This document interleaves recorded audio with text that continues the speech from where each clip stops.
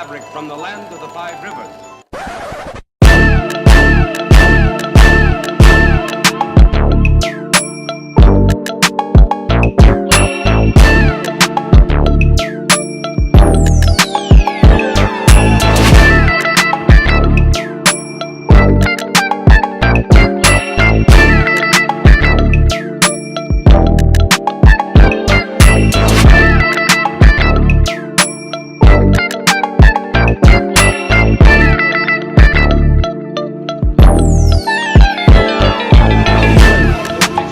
ATS 30, 35, 40, midfield, McMahon breaks a tackle, he's gone!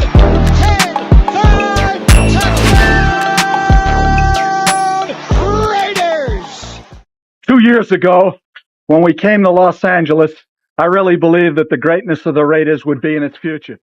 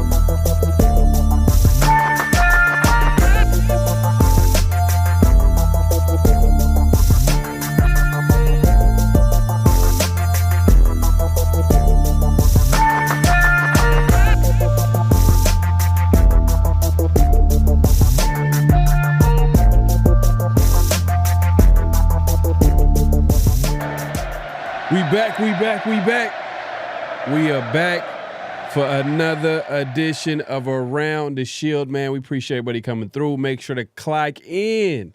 Hit that like button, hit that subscribe button, hit that notification bell. You already know what time it is, man. Hey, man, it's Around the Shield, man. This is a special edition live. Usually we drop the episode on Fridays, but with the offseason and the unpredictability with the offseason news dropping at any given moment, we're gonna have to just assume that it's either gonna be a live show on Thursday or episode being dropped on Friday, man. And today it's a live show, man. It's a live show, man. Severe, what's going on, bro? Man, nothing much, man. Nothing much. Getting ready for this free agency, man. But yeah, man, it's live, man. It'll be a situation where, oh my God, the Raiders just traded all their picks. They're moving up to like why aren't y'all talking about it? So it's like, right. We gotta come at y'all live today, man. But it's a good show today, man. It's a real good show planned, man. We got a nice show planned. We got a special guest. Obviously, Mo was able to join us and talk about the Raiders, the one and only. But before we even go any further, man, salute to everybody pulling up. We see the night crew in the building, man. Starting off, man, with Mint. Oh man, we got another name change. He says, "Hey, them boys are back, man. I know another name change. Okay, hey, look, smart one too. It's smart, man. Definitely. Hey, check out Mint Beats, man. Dude be reviewing music. Does a great job with that. Make sure to check him out on IG. Mint Beats actually is the IG name. Smart move, man. I like the name change. Raider Ryan in the beat, man. I'm gonna have to holler at you for a beat, man. In case I want to dust off.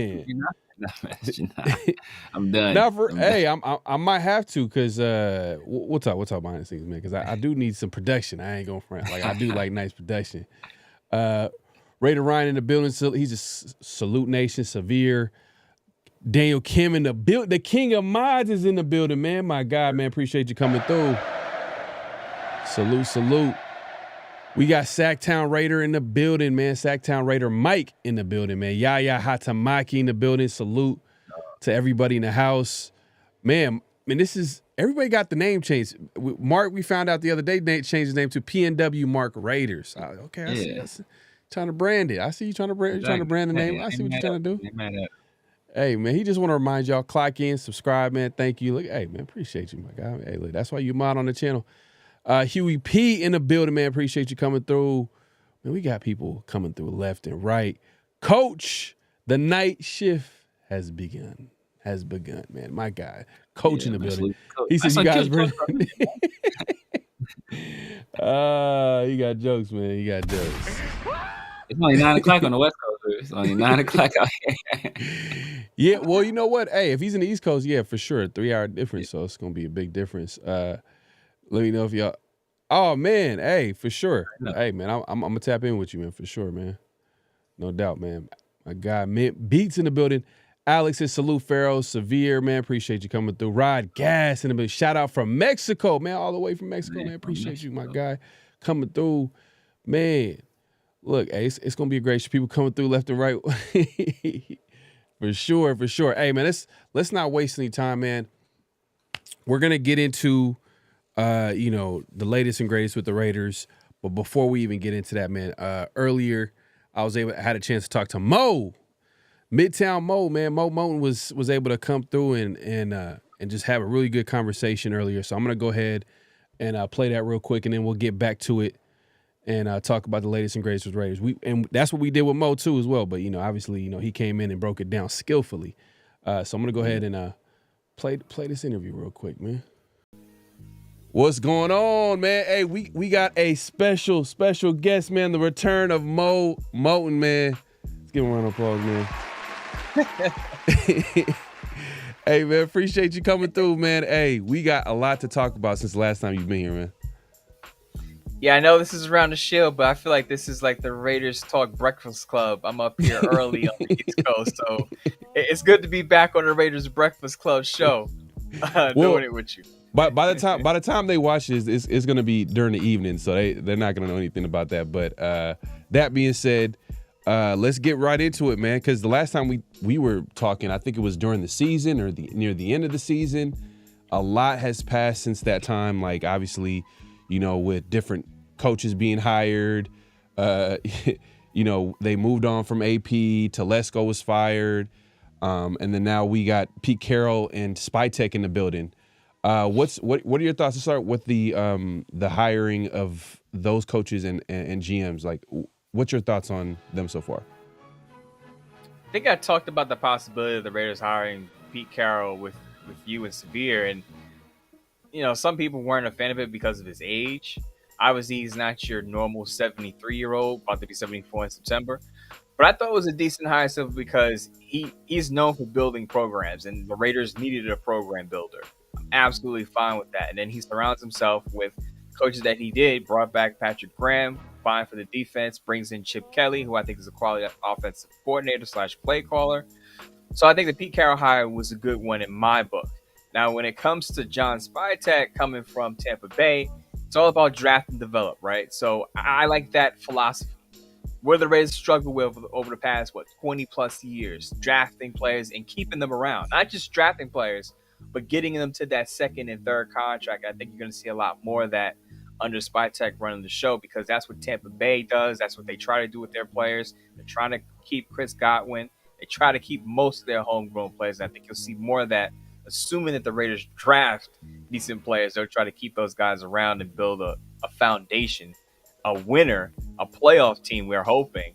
So the hires as far as head coach, general manager, like the combination. Pete Carroll does have some personal experience, so he can fill some of the holes and voids that John Spytek has as an inexperienced premier GM. Remember, he was the assistant in Tampa Bay, so he's still going to need someone to help him around certain corners. I think Pete Carroll can do that.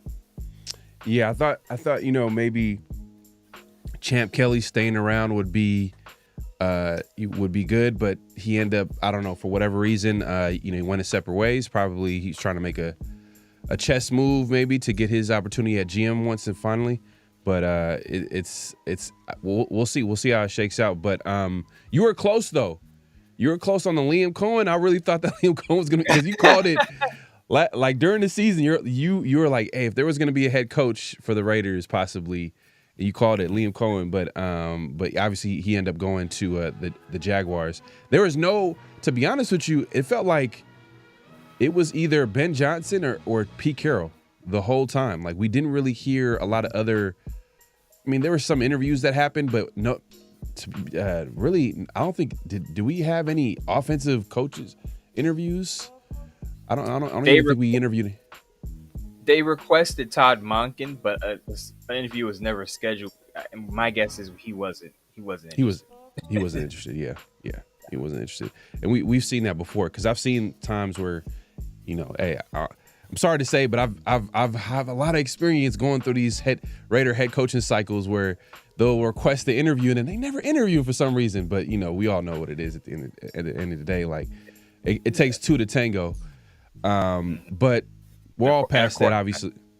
And you said, and quarterback, yeah, for sure. Yeah, but I mean, let's get into it, man. So, free agency's around the corner.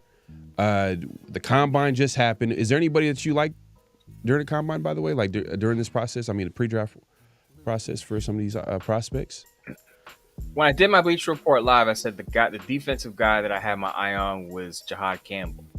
And he did show at the combine. He's one of those versatile linebackers. He calls himself Mr. Can Do It All. So he feels like, I can rush the passer. You need me to cover a tight end, a running back, I can do that. You need me to come down and support the run, I can do that. He's one of those all-around guys. Kind of. I'm not saying he's Drew Sanders, but he was the type of prospect that Drew Sanders was talked about coming out. If you remember, Drew Sanders was the guy who was Arkansas. Didn't know People didn't know if he was a pass rusher or an off-ball linebacker. And if I remember, Peter King, who was in the Raiders draft war room, said that the Raiders were interested in Drew Sanders, but he went one pick before the Raiders to the Denver Broncos. So now Jahad Campbell, is coming out. And I think if I'm the Raiders with Robert Spillane, even if they bring back Spillane, Divine Diablo is going to be a free agent. One of the weaker positions on that roster is the linebacker spot. Yeah. Even if you bring back Robert Spillane, what are you getting? 2-3 optimal years in him? He's a little older. The Raiders they're going to have to, in my opinion, I think they should sign a linebacker and draft one. If they're looking to draft one, Jahad Campbell would be that dude. Where do you see him going? Like, what, second round? Probably the second round, yes. Second round? Okay. And on the offense side of the ball, I was a Judkins guy before his combine workout set the people, caught people's attention. I remember this is probably 2 months ago, I was saying, Quinshon Judkins at Ohio State, not just because of the Chip Kelly connection, but because listening to what John Spytek wants in a running back, he talked about wanting a running back who can break tackles. And I know a lot of people like Travion Henderson, who was kind of like the speed complement to Judkins at Ohio State. But if you're looking for that running back, a bigger guy who could be your workhorse guy, he can give the ball to 15 to 20 times if you want.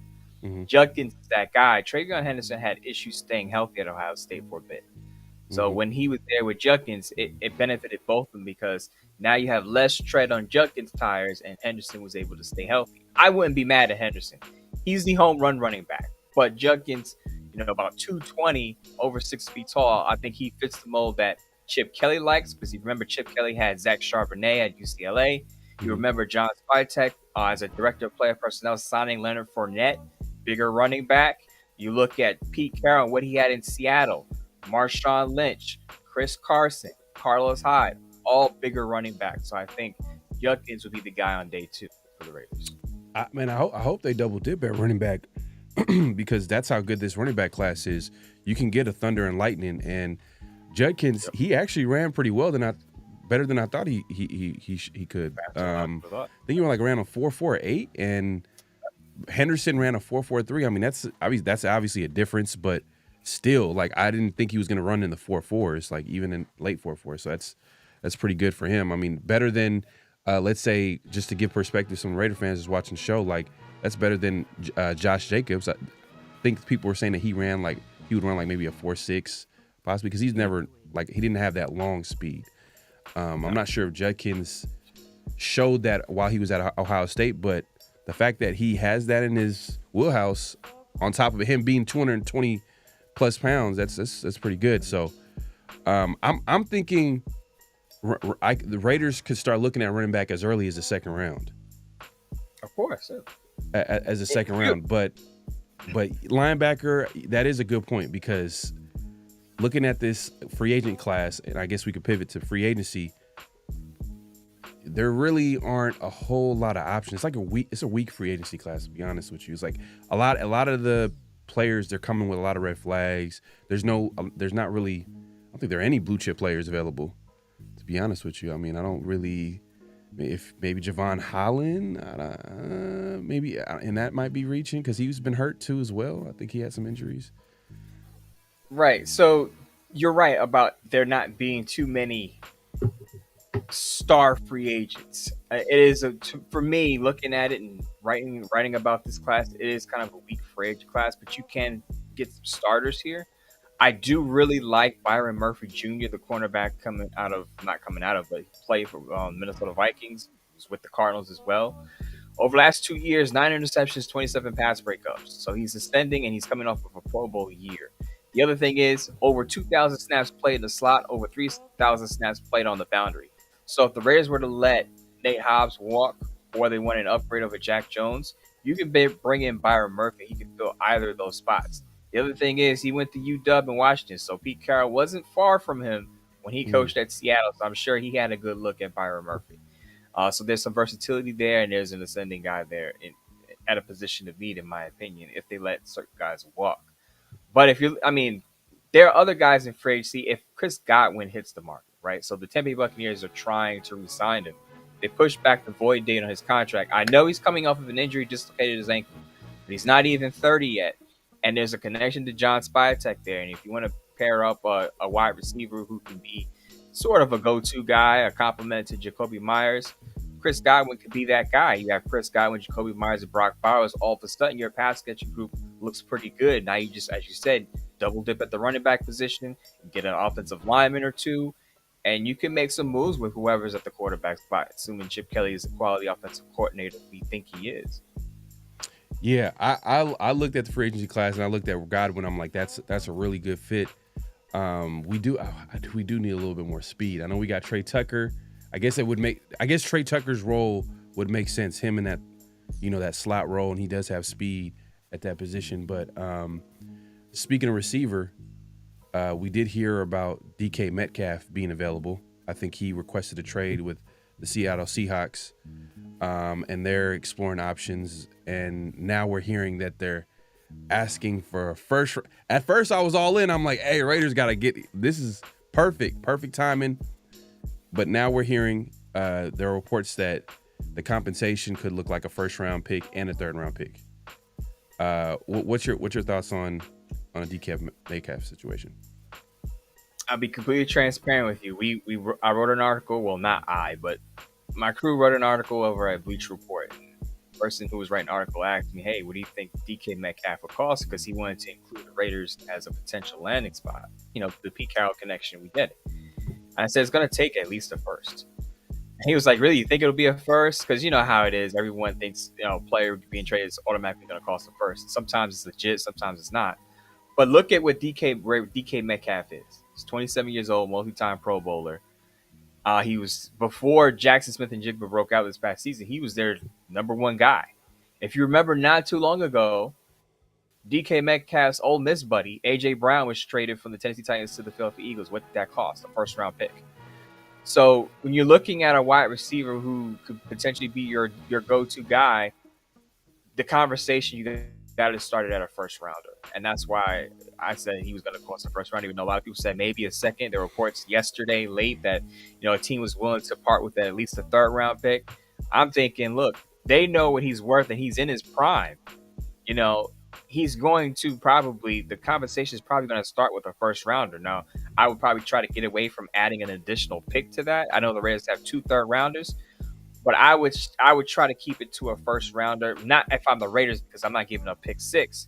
But if you're a team picking on the back end of the first round, I know this is a Raiders show, but if you're like, you're the Chargers or the Steelers, you should be all in on that. Would you rather DK? It boils down to this: would you rather DK Metcalf or whatever wide receiver is going to be available on the back end of the first round? The only wide receiver I really like at the back end of the first round, Emeka Egbuka out of Ohio State. I think he is going to be underdrafted because there are people saying that he's a late first rounder, maybe an early second rounder. I think Egbuka is a top 15 pick. I think he should go somewhere in that Brian Thomas area of the first round, and he could possibly be a guy that's going to, go for a ton of yards as a rookie.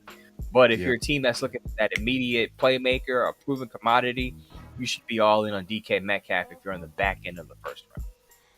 Yeah, you make a good point because this is not a strong just overall free agent and even draft at wide receiver. So we're going to see teams make moves that we probably wouldn't expect them to make just because there's not really a whole lot of options. Because I'm looking at like even the production from, DK Metcalf. It's not like he's out here getting 1,500 yards. It's not like a Davante Adams situation where we're getting like a consistent all-pro receiver at the time. You know what I mean? When he was coming from Green Bay. It's just he just fits the criteria. Like, and technically he's been healthy. It's just like, man, like you almost have to. And I feel like a lot of teams are going to be inquiring too. That's going to up the price too as well. So, but that first, he wants a new deal. Like, and I heard like 30 mil a season plus. I'm like, I don't know about that. That's a little bit too much because the Raiders have been there, done that with Davante Adams, who recently got cut. Yeah, recently got cut. I tried to mention him by name on my show. He is known as number 17. Because I was one of the people saying like he wasn't gonna get moved, and this whole time like he was just dishonest, and I just like, man, like yeah, it was just rough when that happened because I got a lot of Jet fans in my inner circle. And they're like, oh man, Devontae Adams. Just like, man. Yeah.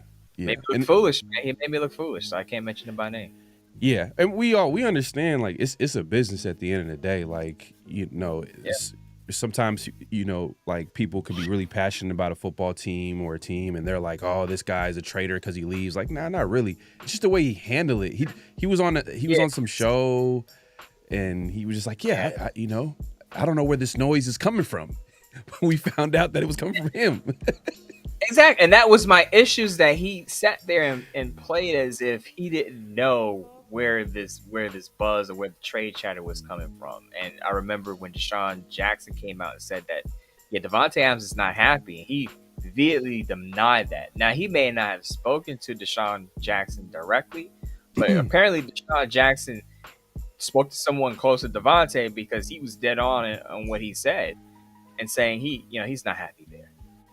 Now, we'll never know what happened. Maybe something did happen in that short period, between when he was like, these are all rumors, these are all false, and when he got traded, unless he said something.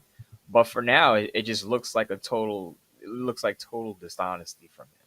Like, because you don't get up one morning and say, you know what, I don't want to be here. Usually a decision like that, it's a culmination of things that happen. It's usually something that leads up to it. It's a slow build up to something like, hey, get me out of here in the middle of the season. Sometimes I can see it in an off season. You have time to think about it. But there were reports coming out of the Athletics saying that, Davante Adams, before the trade happened, coming into that off season, wasn't really all the way dialed in with the team. He stayed away from the team because he had a daughter, I believe, and there was some discrepancy about when he wanted to come back and when the Raiders wanted him to come back. So there was some unhappiness way before the trade happened. And he just didn't put it out there publicly. Yeah. Nah, the reality of that situation, he came to the team because his boy Derek Carr was on the football team. That was like a big part of him coming to the team. Obviously, his family's on the West Coast, so it just a lot of boxes got checked. But then once his boy got traded, and then like the quarterback situation just being all over the place, he was all like, "Hey, like I got plans to be in the Hall of Fame. Like I'd rather go with someone I trust." I get it. He wanted to go play with Aaron Rodgers, but it just looks just funny. Just looking at it from the outside, looking in, it just looks funny because he goes to Aaron Rodgers, and that it didn't even last. Like Aaron Rodgers had to, according to this is not, I don't know if this is 100% true, but they said he had to plead to the Jets to not cut him, or I don't know how true that is, but that could be the New York media. You probably know all about that, but yeah, go ahead. It's just me. I'm just like, maybe it's just my personality. It's just if you didn't want to be there, just say so. And I'm not saying you have to say it publicly, but go to Tom Telesco at the time or AP at the time and just say, "Hey, Trey." Yeah. But you go on the Kay Adams show and you have all these denials. Yeah, there's a lot of drama. Then you had this hamstring injury. He goes to the Jets. Immediately he's available to play. That part of it was shady. Yeah. It's all dishonest. And I think that's the way to sum it up. Yeah, no, 100%. But hey, man, the Raiders have moved on. Obviously, he's moved on. He's a free agent, but I think we can cross him off the board. And now that I think about it, he might be one of the best available free agent receivers. You could put Godwin out there. I mean, Devontae. I think at this point in his career, he's more of like I think he'd be a perfect number 2. I don't know if maybe a low end number 1, maybe. Number 1. Low end, I think low end 1. Because he did come on at the end of last season, even with Aaron Rodgers, of course, but he could still be a low end 1. Reports are that he wants to go back to the West Coast, so a lot of people are connecting him to the Chargers and the Rams. I can see him fitting with the Chargers. Just go to Rams. So it would be a crazy turn of events if he winds up on the Chargers. I can definitely see it, because if you're going to the Rams, you got to be willing and enthusiastic about blocking. Same thing with the 49ers. If you're a wide receiver playing for those teams, you're going to be required to block with those teams, because the run game is the bread and butter, of those offenses. I know you see Matthew Stafford, but the way they make that work is the run game with Sean McVay. And again, same thing with Kyle Shanahan. So if Devontae is okay with that, then he could possibly go to those teams. But Greg Roman's another offensive coordinator running the football, but he showed second half of the season he's willing to throw the ball downfield. Just didn't have a lot of reliable playmakers. You had Quentin Johnson sometimes dropping passes. Ladd McConkey was their most reliable guy. If you pair him up with Devontae Adams, they may have something. I know Raider fans are going to hate that, and Devontae Adams is going to move up their public enemy list. Yeah. But I could see it happening. Yeah.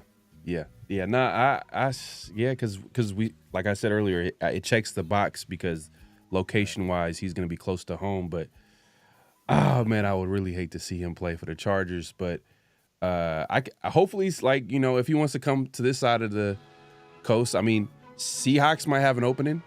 The Seahawks might have an opening. The Rams, would be nice. But you make a good point about them requiring a receiver to block, and I'm not sure if that's a strength of Devontae. I mean, he can catch the football. You know what I mean? He could draw the attention of the defense, but I don't know if he wants to get in there and mix it up. But get his hands dirty in the blocking game. Nah, I don't think so.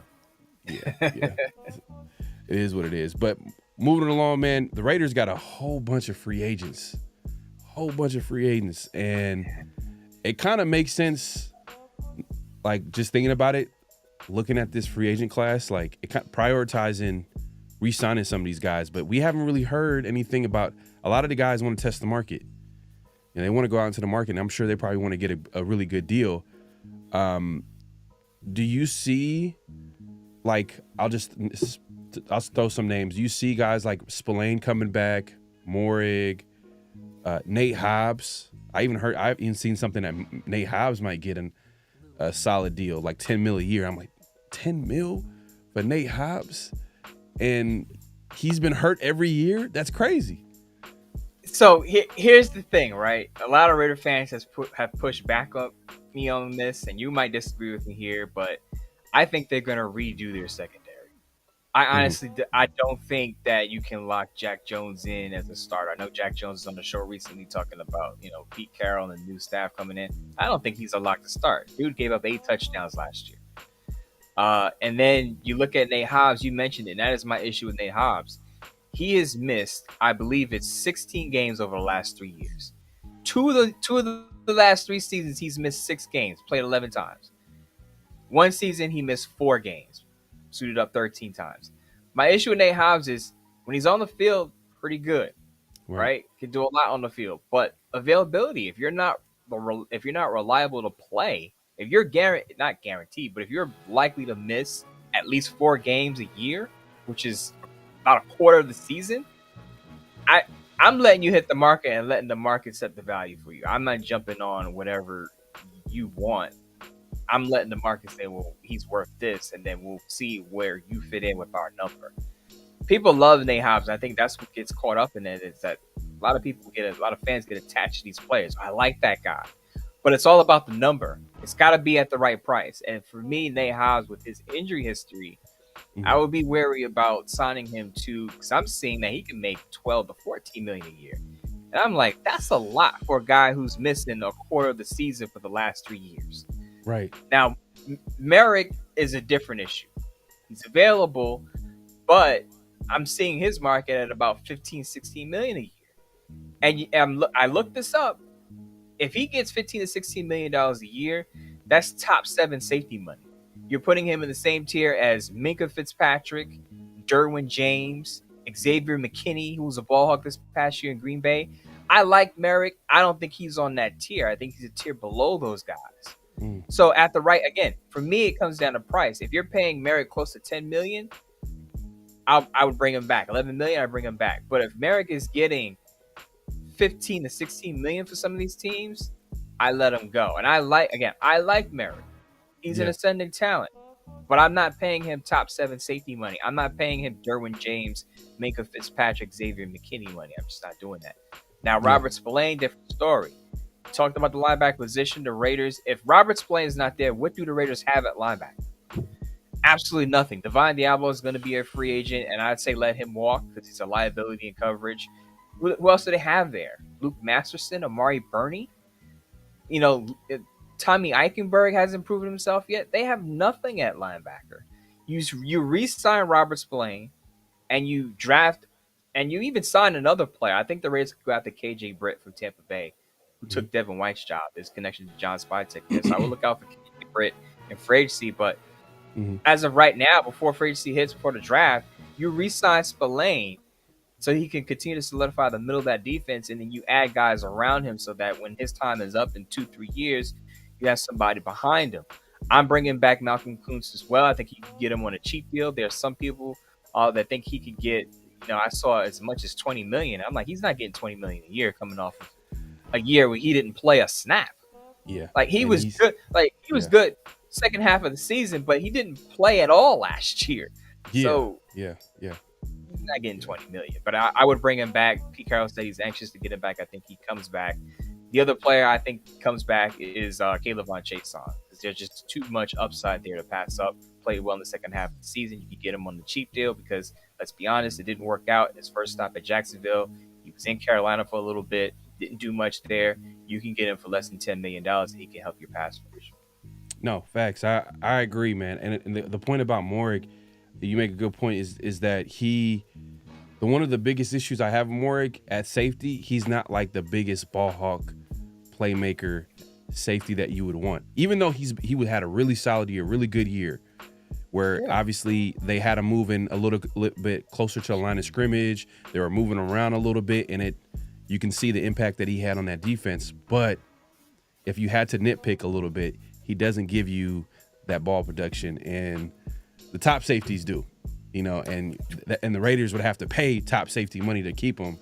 So it makes you think. And then looking at the draft, I mean, there's a solid safety class. There's some guys at that position. I don't know if the Raiders would want to take a safety early, but you never know because usually sometimes Raider fans, we're so locked in at a certain position.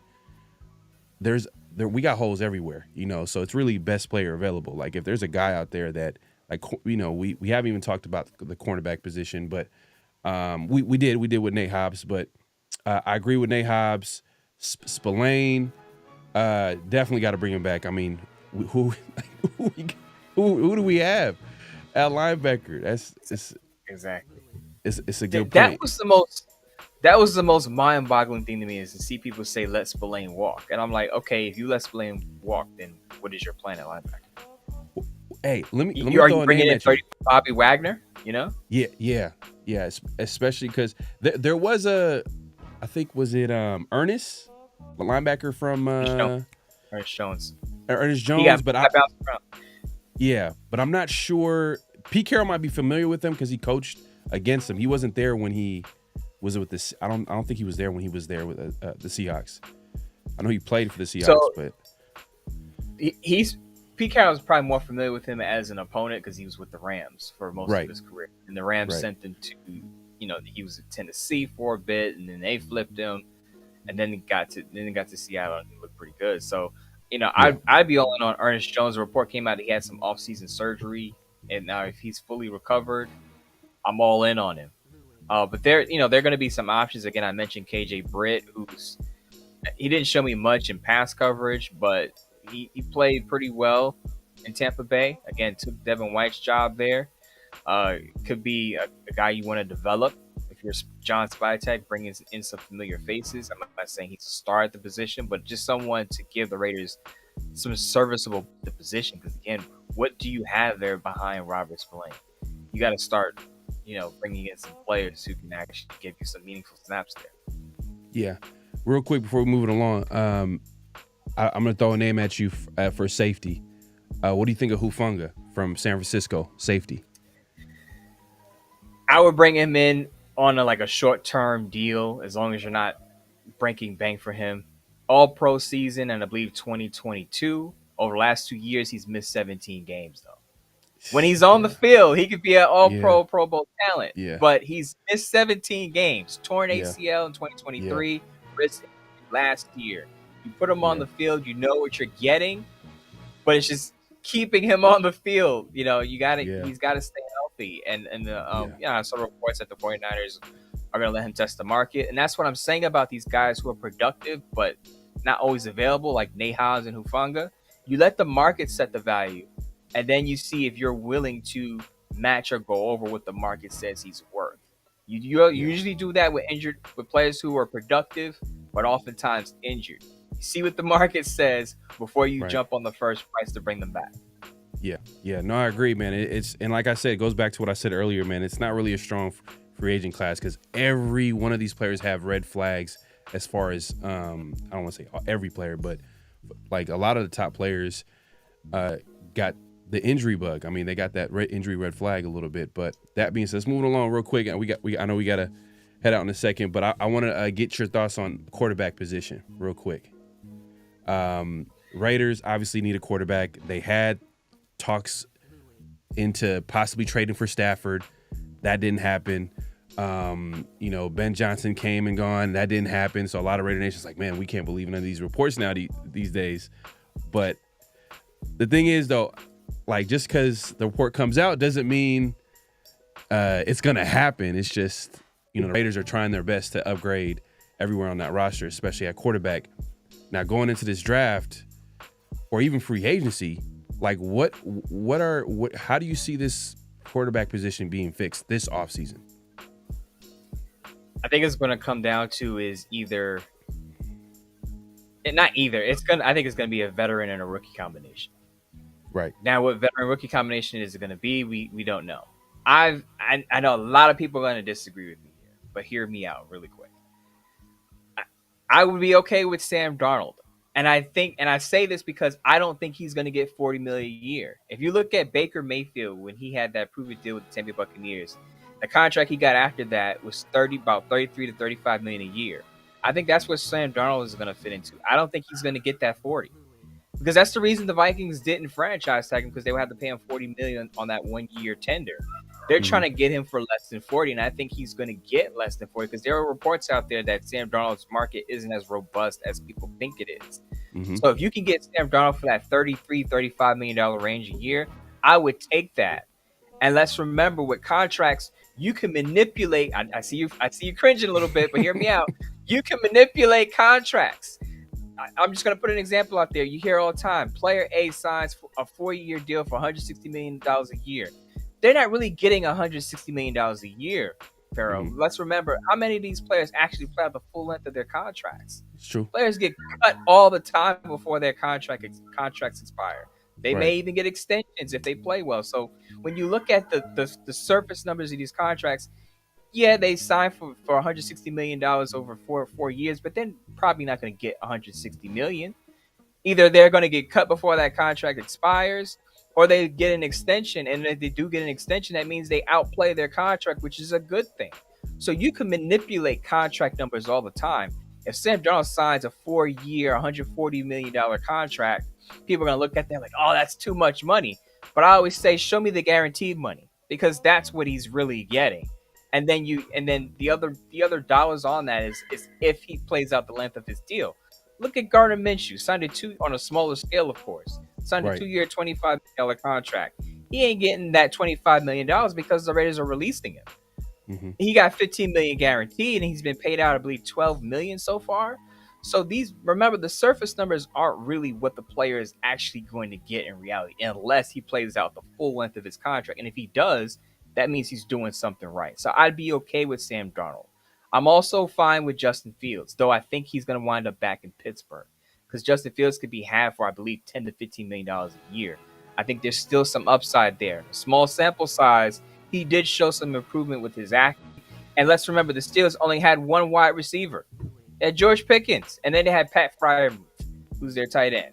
He didn't have much around him in Pittsburgh and still showed some improvement with a decent play call in Arthur Smith.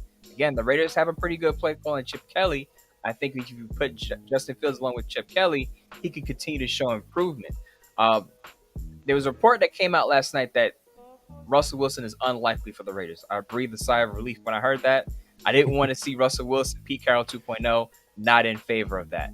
The other option is bridge gap that could be available for the Raiders, and I'm not high on this guy, is Marcus Mariota, because of the Chip Kelly connection. Did have a backup stint with the Washington Commanders as Jayden Daniels backup, who looks like your partner, Severe.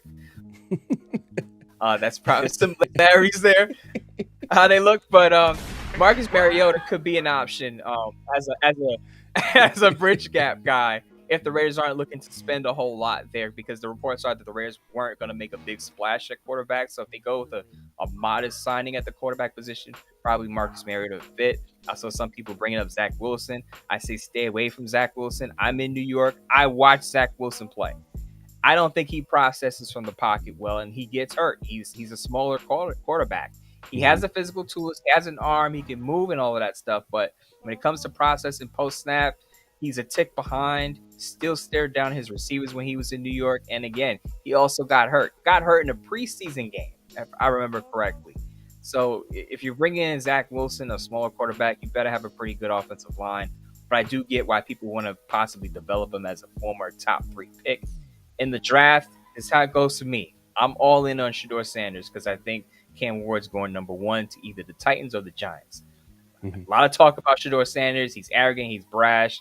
I just think he's confident. He may want to go to the Raiders, so he may have not been as interested or vested in some of these interviews for teams that he didn't want to play for. But I'm all in on Shadur Sanders. I don't think Tom Brady would connect himself to a guy who doesn't have the work ethic or the want to be great. So if he's there at 6, I'm taking him. Behind him, Jackson Dart. I think he's a second-round pick. Some people are pushing him into the first round. I think that's a mistake. I think he's a decent second-round pick, though. Chip Kelly recruited him before he went to USC, while Chip Kelly was at UCLA. And then Will Howard. If the Raiders were to choose Will Howard on day 2, I would feel good about it, because who knows more about Will Howard than Chip Kelly? Just coached him last year, got him to a natty. If they take Will Howard, I'm fine with that. So for me, it's Shadur Sanders up here. Then you got Jackson Dart, Will Howard.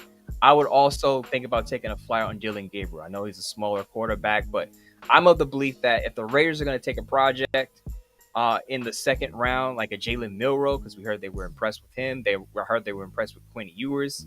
Don't like Quinn Ewers at all. But if they're taking either of those guys, I would take 2 quarterbacks. Take a quarterback in the second and third round, and take a quarterback in maybe the 5th round, and have 2 swings at the position, 2 guys you could develop. Hey, there you have it, man. Hey, my guy Mo breaking it down, man, skillfully. Mo, it's been real, man. Appreciate you coming through. I know you got to go. Let the people know where they can find you, what to look forward to, all that good stuff.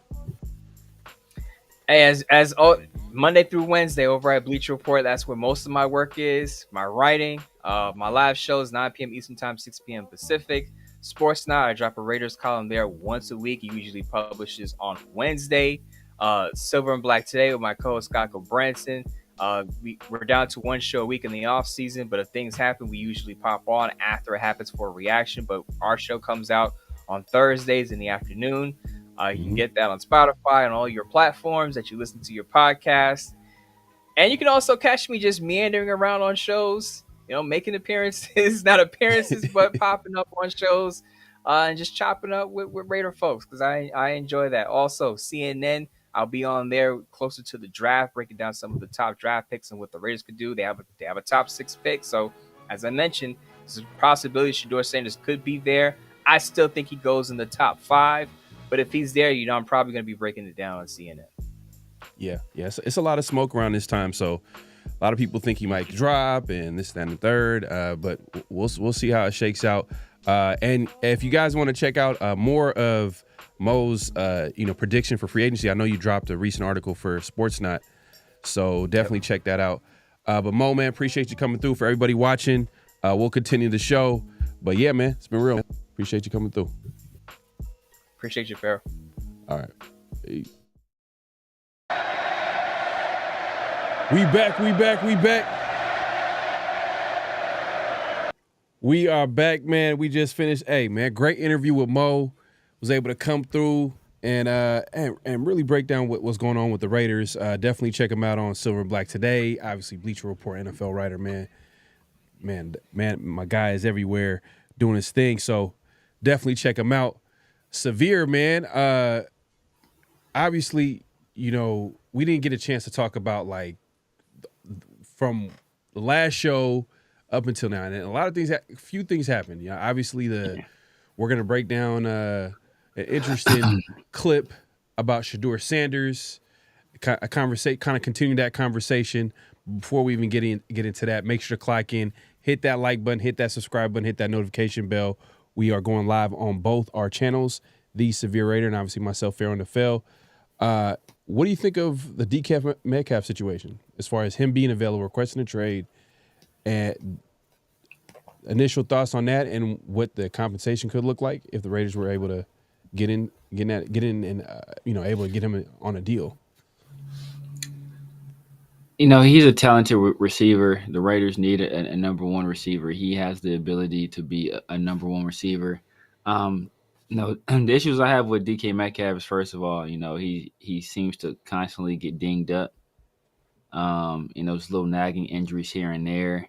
And then, it's like, what is DK Metcalf going to look, like depending on what kind of contract we give him, right? Like later on in his contract, if he's a guy that's known to not really take care of his body, he talks about his diet, he's eating candy and all kind of junk food.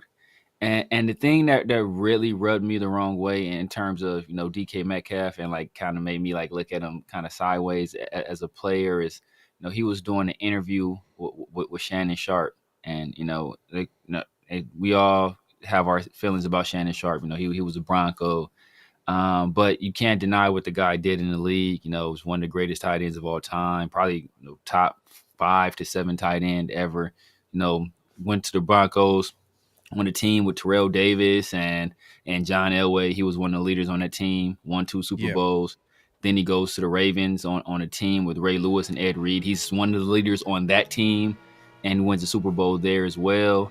And he's giving the DK Metcalf game, telling him, hey, you know what? Hey, to take your games to the next level, to really, hey, you know what? You're already a great player, but to really take your games to the next level, man, why don't you get with a nutritionist, get your blood tested, see what the kind of foods you need to eat, the kind of supplements you need to take to maximize yourself as a player. And DK, basically his reaction was, oh, well, just because you said I need to do that to be, to take my games to the next level, I'm gonna do it without having to do that now. Like what? Like What kind of stupid stuff? Like, it's stupid. Like, what kind of stupid stuff is that? Right? Ego, right? That's immaturity, though. Immaturity. Right. You know, so and then what was even more of a red flag is after that, he was like, well, you know what? I couldn't do that. I couldn't eat like that. Like, I've been eating this way since college. I can't change. So that shows me right there, not only do you have an ego, but then there's some lack of discipline as well. So when you start to get older, your body starts to break down. You start to have to do things to maintain and to get ready for a season and get ready to game for games. Like, are you going to be willing or able to do that? And just right there, you're talking to a legend in your sport, a guy that went from being, I think he went to HBCU. I don't know if he was undrafted or not, but either way, he went from those humble beginnings to a Hall of Fame player, multiple Super Bowl champion. He's giving you game, and you're saying, "Oh no, I don't want to do that," or "I'm going to do it my way and prove you wrong." Like, why? Right? Like, that just showed me a lot right there, and. So I don't know how long he's gonna last, but we all know that the Pete Carroll timeline is truncated anyway.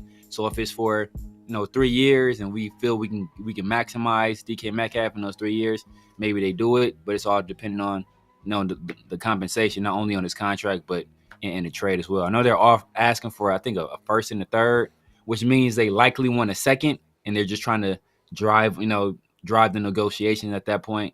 But if we do trade for him, I think it's going to look a lot like the Devontae trade, where it's a third that can turn into a second, with certain marks, whether that be, certain yardage or certain team success. Well, if that's the case, then that means that you're willing to give him a second. That type of deal would be like the following year. I'm sure they're probably going to want something. They're probably going to want something from this year too. Possibly.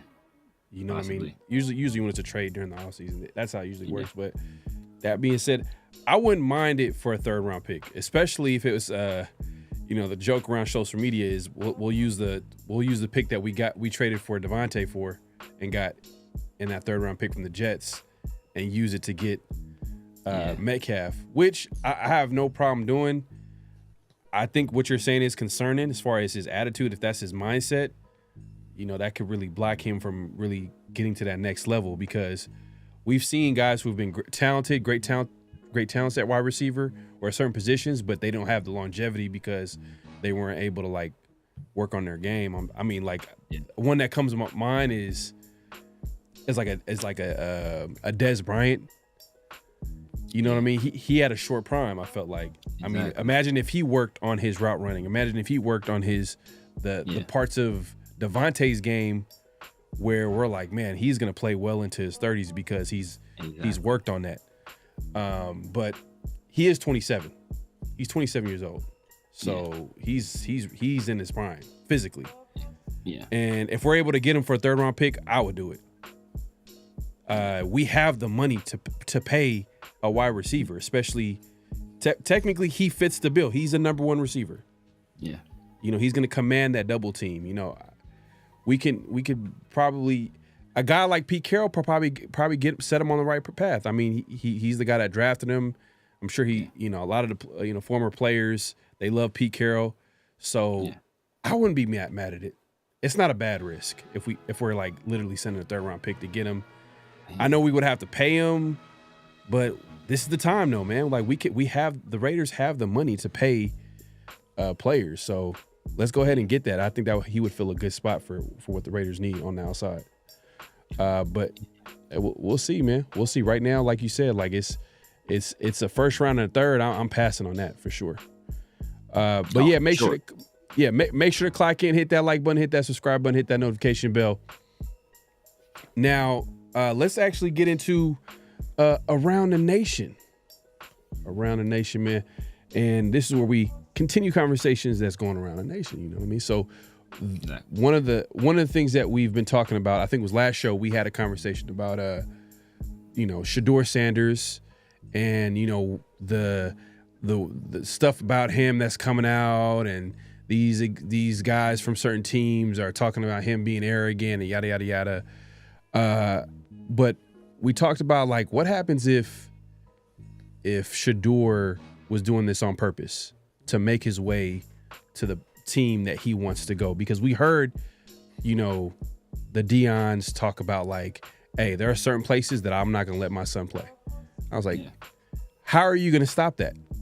Yeah. Makes you think, right? Like, you know, no one really thought about it when you like, how are you going to stop that? And I'm going to go ahead and play this clip real quick and want to hear your thoughts right after.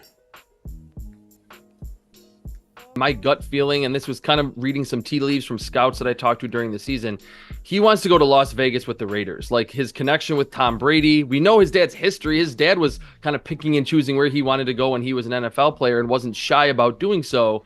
So the fact that, you know, maybe he came off as arrogant or unprofessional, I mean, it's impossible to know really what happened without being in those rooms. But going into the combine, there was a general sense that he had one or two teams picked out. And I think priority number one for the whole Sanders camp is to land with the Raiders. My gut feeling, and this was kind of reading some tea leaves from scouts that I talked to during the season. So I think we're not the only ones that feel this way. Because it's kind of like, it's a coincidence that like specifically two teams had to say this about Shadur, but everybody else, oh man, Shadur was the greatest guy. I'm sure they had a lot of good things to say about him. Do you think that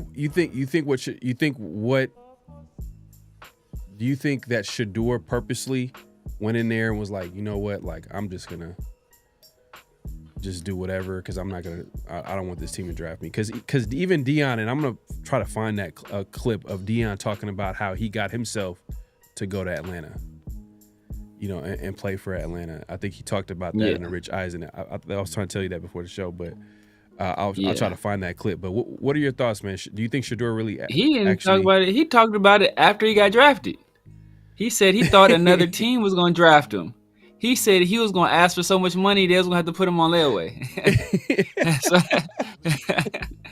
so he talked about it right after he got drafted. So yeah, I mean, I wouldn't put it past them. I think what's also a possibility, and possibly as equal of a possibility, is there are teams that are trying to S2 Shadur Sanders, right? And remember what happened with CJ Stroud is, oh my God, the S2 test. He has the worst score, and you know he's an idiot, and he's dumb, and don't draft this guy. Look at all the guys that are good quarterbacks. They have great S2 tests, and you know CJ Stroud has a bad one, so you shouldn't draft him. And then they had certain people, thinking he wasn't going to be in the first round, right? My guy, point guard, Rajon, he didn't think it was going to be in the first round. Had them fooled. And I think this could be some of the same thing where, and it's sad that teams feel they have to kind of stoop to that level to kind of dirt a player or tank their stock so other teams will pass on them. And you know what? Sometimes, and I can't blame them, because sometimes there are some dumb teams that'll fall for it, right? Like, perfect example. Like, there was this team once upon a time, long time ago. And there was this generational talent at defensive tackle. He was the best player in the draft. And this team really needed a defensive tackle, right? They had a great defensive end already. And they really needed a defensive tackle. They hadn't had a defensive tackle in a long time. And for some reason, this defensive tackle fell in their lap.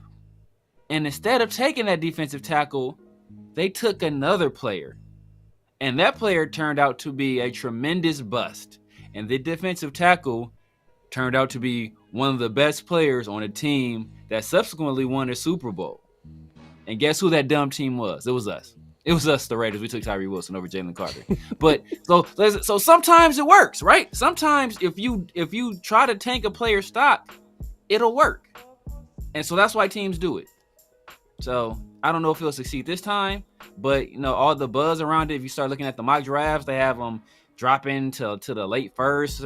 People trading back into the back end of the first round to take them, like going to Pittsburgh at 21 or whatever. Like, so it's obviously the buzz around it is succeeding, that he has a bad attitude or teams don't like him for whatever reason.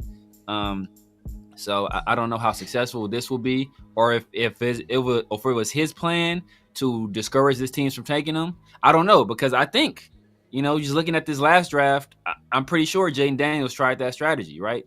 Like he kind of went scorched earth on the Commanders. It's like, bro, I hate how you guys did me. You guys brought me out here with these other QB prospects. I don't like how you guys did it. You mistreated me. He kind of went scorched earth. And what happened? They took him anyway, right? So, Right. It may not matter. Nah, it may not matter. And so the funny thing is that we won't know until draft time how the teams really feel. Like there's always gonna be that one player that drops. It always happens. Every draft, there's gonna be a player that, like, oh my God, like he was supposed to go in the top 10, but he's dropping all the way down to, but we'll see. We'll see if it's Shadur. We'll see if it's another player, but I don't know, man. Right. This is not the strongest quarterback class. I think teams are desperate enough. I think the Raiders are desperate enough.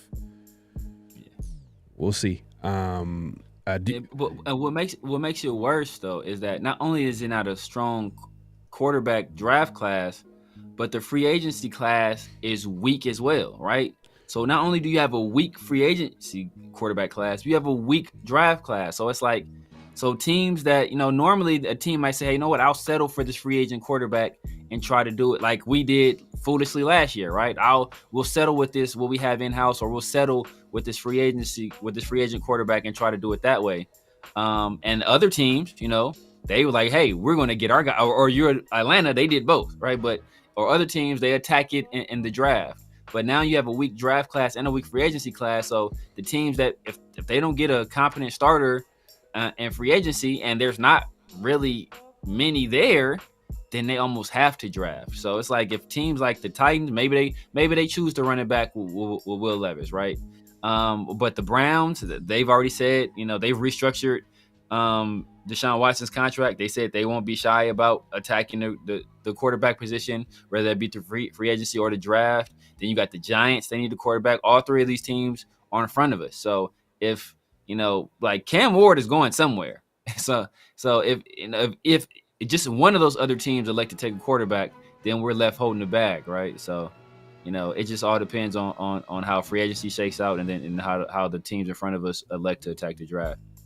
Yeah, and even if you think about some of these teams that are picking ahead of the Raiders, how does Tennessee not pick a quarterback? Just think about their head coach dynamic. They got offensive coach. He wasn't there when they drafted. Their quarterback that literally wet the bed this year, that he didn't play well. It didn't look like he got. It's possible that they can wait for him to develop, but man, it's so easy for them to be like, hey, we didn't pick this guy. Like, we need to get our guy in the building. And technically, if you think about it, that could buy them more time to stay within that team, to continue to coach that team. Yeah. So, I mean, we'll see, man. I just feel like Cam Ward, it just seems like he might be the number one pick, but I think they're going to be listening to call, especially if, like, the Giants come calling and saying, like, hey, we'll give you the next couple of drafts, first round picks, second round, like they give him the whole, they throw the house at him. Then, like, Tennessee could be like, you know what, we can drop like one spot and still get a quarterback, still get a Shadur, or he still get the best player in the draft. That's not a quarterback. Exactly. But yeah, man. Hey, before we move it along, man, my guy Raiders Smoke with the super chat, man. Appreciate you supporting the show. Like and subscribe to both channels. Show some love. Hey, man, great advice, man. Appreciate you supporting the show as usual, man. But let's move it along, man. I know, hey, sure, there's gonna be plenty of time to talk about which quarterback will be the best fit if the Raiders have a chance. And just stay tuned. We are gonna do a mock draft. And last couple of shows we tried out different scenarios, trading up. Like we picked. I think we picked that. It's only gonna be to pick number 6. We're not gonna do the entire draft. Yeah. Yet. Yeah. Yeah. So, I think was it the first? I think we picked a player at 6. We didn't trade up. We didn't trade down. Then the following show we did We tried to trade up to number one. Yeah, we could not. It's crazy. Gave up our entire draft class. Yeah, they said no. But we were able to trade up to number 4. Exactly. That was possible. We were able to trade up to number 4. Yeah, we're able to trade up to number 4, and that was pricey. Yeah, and that's a very specific scenario too.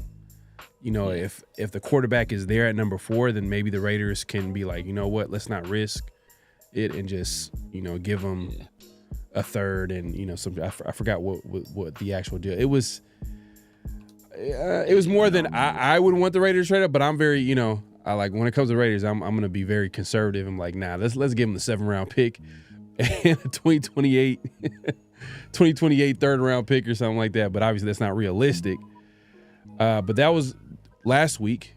We were able to trade up 1 out of 2. But this week we're gonna try to trade down and see what that looks like, because we're trying to entertain different possibilities. So stay tuned for the mock draft. We'll get into that. But before we move along, I'm going to go ahead and play a couple of clips. I thought it was an interesting interview with former all-time Raider backup. No, I'm just playing.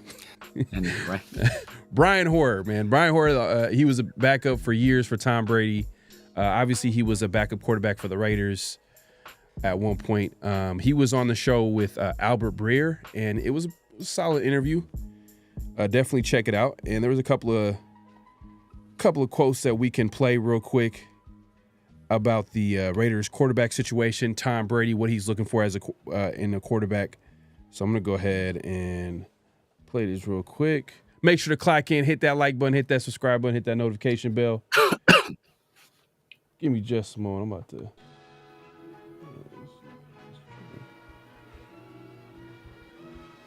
Hold on here.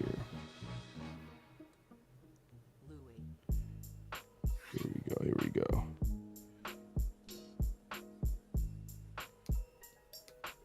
So this is on,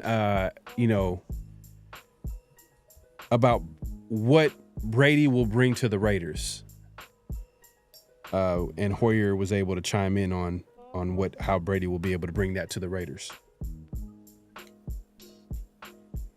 Tom knows what it takes to win at every level of inside that building. He knows how the food staff should be, how the training room should be, how the media people should be. He's experienced it not just in one place, but then took that culture with him and basically injected it into Tampa Bay and won a Super Bowl in his first year. And you go back to Stafford, one crazy play by Stafford away from going back the next year, right? I mean, What was it? The 4th down play, hits the long bomb down the middle of the field. Or else, I mean, Brady, Tom's probably going to another Super Bowl with Tampa Bay. And so he's not going to get involved in something and just for name's sake and say, well, yeah, I have part ownership. You know, we'll see what happens. Like, he's going to be involved. He's going to make sure that the right people are in place.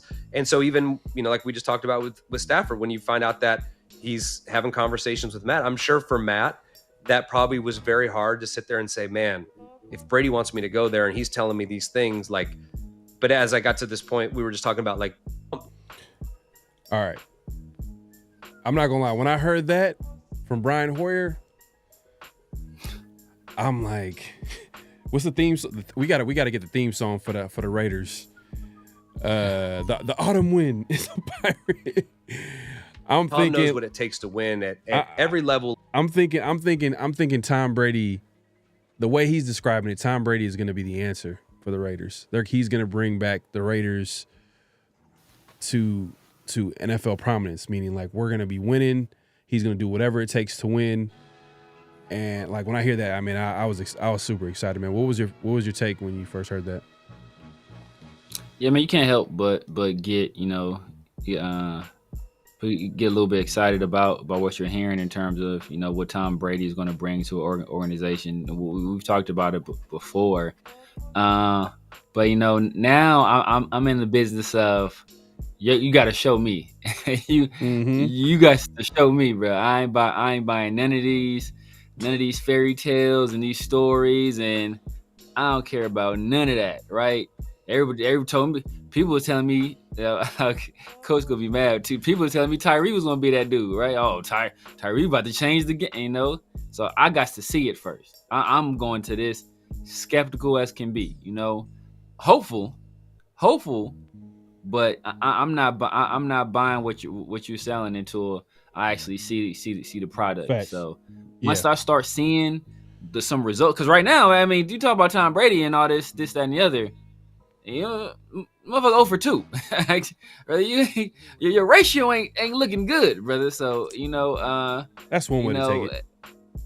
And so you know, you took some big swings, and you've had some pretty spectacular misses right now. So once I start seeing the fruits of this, then I'll buy into a little bit more. But for the time being, like I said for a long time, I think he's a good addition to the organization. He knows football. The Tom Brady brand is still, you know, a royalty in league circles. He has a lot of relationships, not only in the NFL world, but in the business world and entertainment world as well. So when you're trying to build out a brand for the Raiders, he has connections that help you do that. I think that can help attract free agents. His connections there will play a role there as well. But like I said, I got to see some results before I start really drinking the Kool-Aid.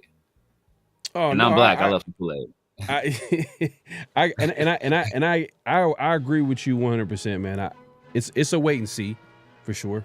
I mean, that's how you got to treat the Raiders.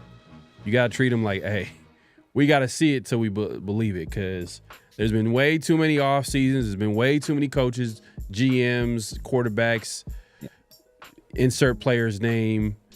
And we're excited that he's going to help the team, aka Antonio Brown. And you know, like there's been so many different types of situations where we get our hopes up, and obviously it doesn't happen. But what I'm saying is that like someone in the chat is like, hey, just because you know M-Easy, as usual, comes through, he says, well, you know, hey, he makes a good point. He says M-Easy. He said, just because you're a Hall of Fame QB doesn't mean you know how to pick a QB. Example, John Elway. Yeah. Exactly. I mean, as far as like drafting a QB. But he was able to bring Paxton a Super Bowl. Lynch, Brock Osweiler. But he was able to bring a Super Bowl to the organization as an executive. And people could be like, oh, well, you know, Peyton Manning fell into their laps. But do you think you think maybe John Elway might have helped Peyton Manning? Yeah. Possibly be like, you know what? Let me go with the Broncos. And I think it's not happening now, but eventually I think we'll be able to see it, because if you hear Albert Breer, you know, definitely check out that interview with and I'm going to play another clip, but he mentions, he actually doubles down on how Ben Johnson literally told every team outside of the Bears and maybe the Jaguars, do not contact me. Respectfully, I don't want to publicly embarrass you. I don't want to do this interview. He literally took the interview for Tom Brady, and he had him thinking. He was like, same thing with Stafford. Hoyer made a point, like Stafford probably thought about it too as well. But it's going to be hard because the Raiders, obviously, they're rebuilding. They're trying to establish something.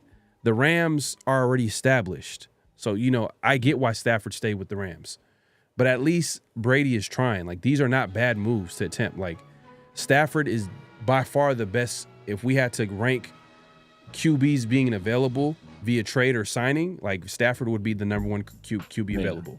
Obviously, the number one. Exactly. Obviously, he stayed with the Rams, so you know the rest is history. But yeah, I agree with you. Wait and see, but I like that he's actually attempting to go for what everybody can see as like the best people for the job. You know, Ben Johnson was the number one candidate going in offseason. Am I mad at Brady for trying to get Ben Johnson? No, I'm not mad at him. Like, this, has it worked? No, but maybe give it more than one offseason. Give, you know, he's going to be the owner of the football team. So I think it's kind of unfair right now, but because you got to give it some time. But I hear you, Severe, but it's just like, it just, you know, you know what? I was a pessimist to begin the offseason. But I'm like, you're the one that didn't want. I'm the one that wanted Brady to be part of it. You're the one that's like, nah, man, I don't want Brady. I'm buying in a little bit. I'm buying in. I'm buying in a little bit. You, bro. They got you. I'm buying. They got you, bro. They got you. Hey, how much Tom Brady paying you to say that? How much Tom Brady made? Yeah, man. My check coming in tomorrow. I see you rocking the TB12 hat on the 50-50 show, bro. It's the jig is up. He's sending a check to me tomorrow. No, I'm playing. Man. But now, hey, man, we appreciate everybody coming through. Make sure to clock in, hit that like button, hit that subscribe button. But that wasn't the only quote that I thought was interesting. Hoyer also talked about like what Brady is looking for in a QB. So I'm gonna go ahead and play this clip. Like at the top of the list and what he's looking for. It's got to be number one, in my opinion. It's got to be toughness, work ethic, leadership, all of those things, which is why you're probably going to see him initially go, obviously make a play for Stafford, possibly for Rodgers, a guy that he knows can come in and settle the ship until he can find the young guy that really they believe in to really kind of bring in, groom, maybe learn from one of these guys. But I think for me, Tom has such a unique view, and hearing him, do announcing this year, you can just hear it from the way he talks about the game, the standard that he has for the quarterback position. And so when you talk, he's like, I see a lot of bad quarterback play. Guys, they see a blitz come in, they run the run right into it. So there's a big mental aspect that's probably going to go into that. And I'm sure any quarterback that's going to be brought in to be considered to be a quarterback with the Raiders at some point is going to sit down with Tom Brady, and he's going to go over things and say, okay, it's third down, and here comes the weak safety blitz. How are you going to handle that? Are you just going to Like at the top of the list and what he's So hearing that, like, what quarterback kind of matches the attributes that he mentioned, the toughness, it's kind of hard to say like this being someone that is a cerebral quarterback. It sounds like he want a quarterback that plays just like him. Not gonna lie. Exactly. He's like, man, but Tom Brady wants is Tom Brady.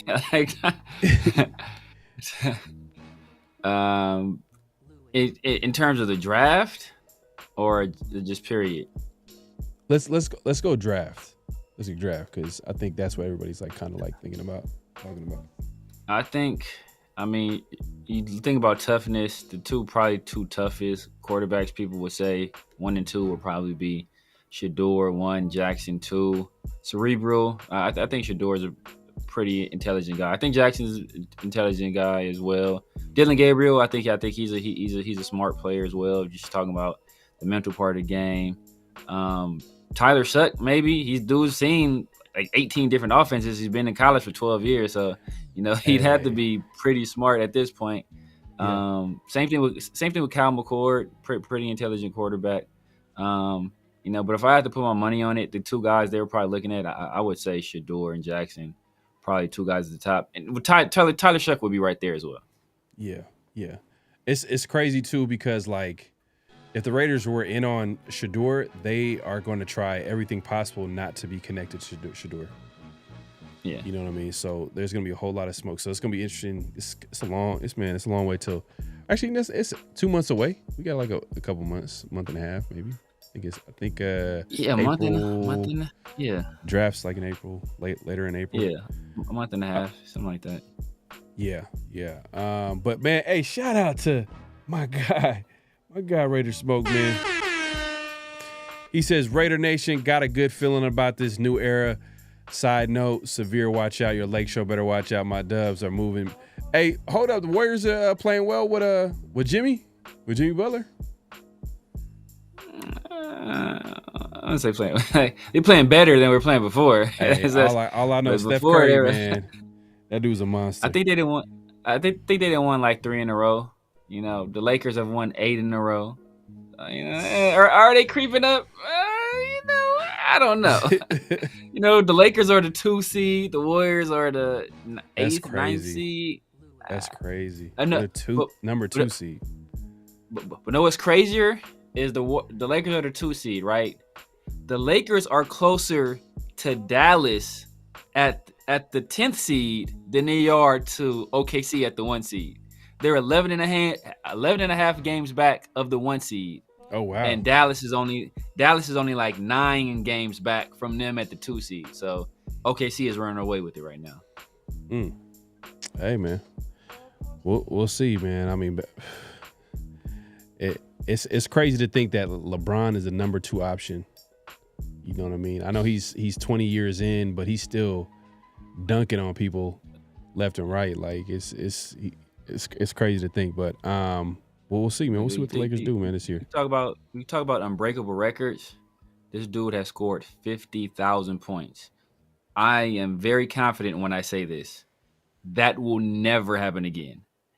Ever happen again. And he's going to probably play like another 2 years. So he's going to add to that total. Nobody's ever touching that record. You have to play for he's been like a top 5 player since like his second league and second. I think he plays longer too. I think he's going to play longer just because of Luka. He's going to play like 2-3 more years at least. Yeah. Because he's going to be like, hey, I could add another ring. That's what he's thinking. Yeah. You know. But. Yeah, that's his hope. I mean, or add, I think he's making like $50 million a year, so he add another couple $100 million. He's like, cool. Yeah. Nah, facts, 100%, man. We appreciate everybody coming through. Make sure to clock in, hit that like button, hit that subscribe button, hit that notification bell. AOC is someone said just AOC. Mark, you just said AOC. Is that what it is? Did you hear that AOC's gained some muscle and he's breaking down film with Tom Brady, yada yada yada.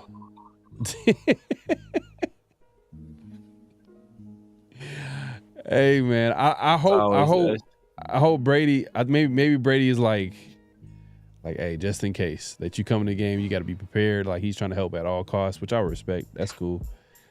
But if we go into the year where AOC is a starter and then like just the quarterback room similar to what it was last year, then damn, I don't know. I want AOC to do well. If for nothing else, that if he does well, even if we draft a quarterback, like he's still a trade asset. Like we can still move him and get something for him. But the same thing we heard last year, right? Oh man, AOC, he's been putting on muscle, and look at AOC, look jacked.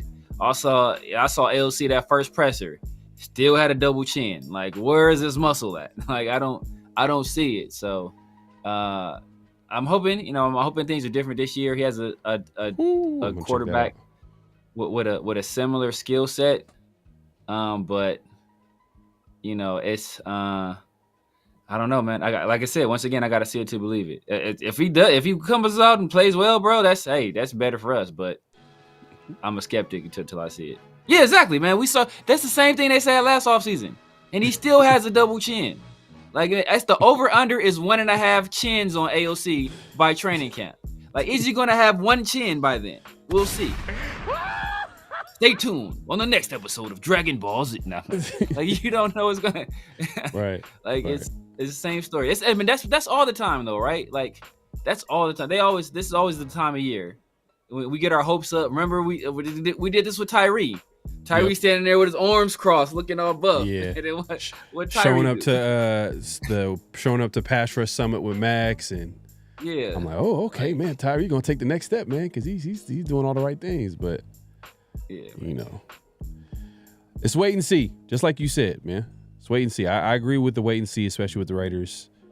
But I'm buying in a little bit. Tom Brady. I hope so, man. Tom Brady there, Come on, man. The Raiders gotta. It's been way too long, man. The Raiders have been trash for way too long. Hey, man. We need some kind of help, and if it comes from a guy that we actually drafted, that'll be better. Like that would be a story for us. That would be a great story. That would be an NFL Films. Hey, I can hear it. He was given up on by his last regime, and Tom Brady came in, and know.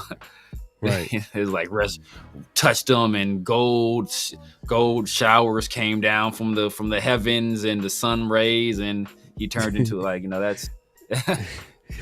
Hey man, if it means the Raiders win, I don't care. Yeah, Tom Brady. I don't care how we win, bro. And Tom Brady will forever be the GOAT if he brings back the Raiders. If I see a Super Bowl, if he brings a Super Bowl, he is the all-time GOAT. I'm not even going to question it. If Tom Brady turns Aiden O'Connell into a good NFL starting quarterback, bro, I would never question anything about Tom Brady again, bro. I would never question anything about Tom Brady again. Facts, 100%, man. But Jersey Raider, man, appreciate you coming through. He says, I like to see a trade back if possible in this draft. We can fill a lot of spots in the first 3-4 rounds. Guess what we about to do, man? We about to do a mock draft. Like I said earlier, we tried different ways, different versions. This week we're doing just the top 6 picks. Damn, you know what? if we do, if it kind of makes sense if we do. I'll just set it up for like. Look, I'm just gonna set it up for like. Should I set it up for like? How many rounds should I set it up? Because if it's a trade back, let's do, do like 3 rounds. We can do that. I mean, we can do that. Because if we're trading back, we want to see who we would get. Like if we just do 1 pick, it's almost similar to what we did like a couple weeks ago and just did. Yeah. 1 pick. So if we do a trade back, that means that we'll trade back, draft a player, and then we'll do 3 rounds. Possibly. Doesn't mean that we're gonna do 3 rounds, but we're just gonna see. Yeah, no, I don't know why. Too early. No, it's not. It's not even that. It's not even that. I don't know why. Why it's so funny to me. But like how everybody talk about like Aiden O'Connell's been like working out and like been watching film with Tom Brady, and Tom Brady saw Aiden O'Connell in the gym and saw him in film session, and he immediately flew to Montana. Like, where is Matthew Stafford at? Can anybody point me to Matthew Stafford? Where does this man live out here? That's funny.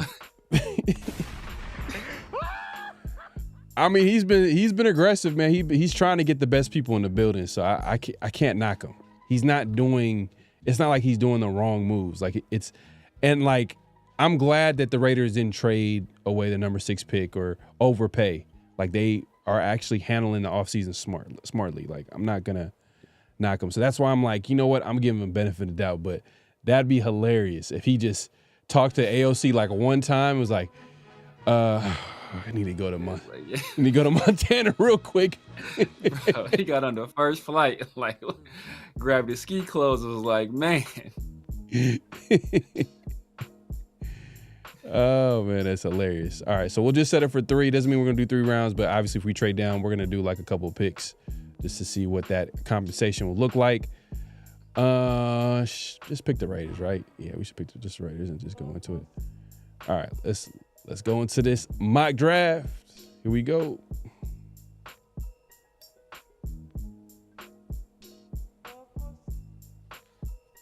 So Cam Ward goes number 1. All right. Oh, this is a weird draft. Okay, Yeah, they trying to. What the hell? Come on, man. Our Membo been moving up draft boards, but why would you get a tackle for a quarterback that's not gonna play? Man, I don't know, man. Maybe they're gonna try to run the ball like 100 times. You know what I mean? They need.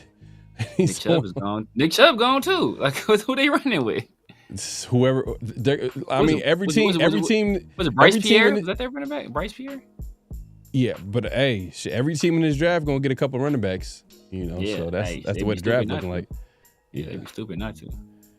Okay, let's see. Ooh. All right.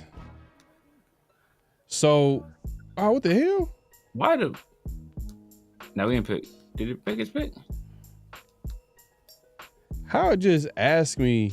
They knew we wanted Shadur. They're like, nah, y'all take a Shadur. They're like, don't mess this up. Don't mess this up, y'all. Take Shadur. Oh my God. That's crazy. You know what? Oh man, this is terrible. Hold on. They heard us talking about Aiden O'Connell. I was like, yeah, Shadur Sanders for you guys. Hold on.